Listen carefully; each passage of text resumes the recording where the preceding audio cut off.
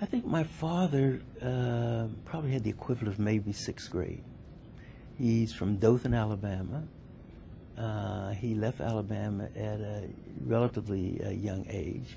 I think was run out, was probably, and almost never went back, but didn't really talk very much about why he didn't go back. My mother was a Pittsburgher, native Pittsburgher. Her father was a cook on the Pennsylvania Railroad. I gather it was the president's car that he worked in. By the time I was born, I think he was blind from long years in front of those hot stoves. At least that's what they said. And what jobs did your parents have? My mother, for the most part, raised the kids and took care of the house, which again was unusual, but she was always there. As we got older, she would do maybe days' work with the family, I can't think of, who she would go out to clean, and then they would sit down and have lunch. And then as I by that time was in law school, the husband, older man, had been a lawyer, and he gave me a fancy briefcase when I graduated. So it was like a little part of an extended family also. I see. And your father? My father, as I said, had only sixth grade education, came to Pittsburgh, worked in the mills and things like that. Very dirty and dangerous and not that well paid. And it was the Depression. Yes. And I remember that at some point early in the Depression, he got a job as a porter at one of the department stores, Kaufman's department store. And he made $19 a week. And it was like hallelujah. Hallelujah. Because he would go around and pick up stuff, on floors and take care of boxes or unload boxes and things like that.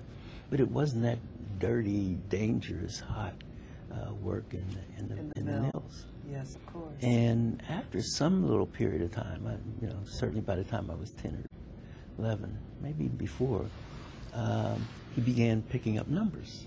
Of course, he couldn't work as a salesperson, but the salespeople were on the floor, so they couldn't get their numbers delivered. Oh, where are the numbers when we need them? As opposed to these lotteries that promise so much, and not only do most people not win, but those who do win, it messes up their lives, and mess is not exactly the word I would choose to use, but we would kind of interpolate. But he would pick up the numbers, and there was additional income from that. And at some point, about 1938, 1939, he actually, in quotes, hit the numbers for, I think, $2. Oh, my. Now, don't ask why he should be putting $10, but it's probably from the money that he picked up. Of course. And I guess, I don't know, my mother, I think, convinced him that rather than the de rigueur use of big hit money buying a new car, that we should buy a house. Wow. And so we bought a house outside of the main part of the black area, where I was being run home quite frequently since I was very small, couldn't fight worth anything, and to an area that was changing, high up in the Hill District, was across the street from a park. Changing racially? Changing racially. I see. Right. An influx of black people, you mean, moving into that area? Yeah. Yes. But there weren't that many. It wasn't, the independent house, and what did you call them? Projects? No, single-family house. Single-family house. Detached yes. house, that's the word I want. Okay.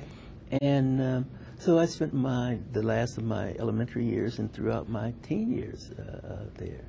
In fact, I guess my mother held on to that house for about 40 years or something. Oh, my like that. goodness.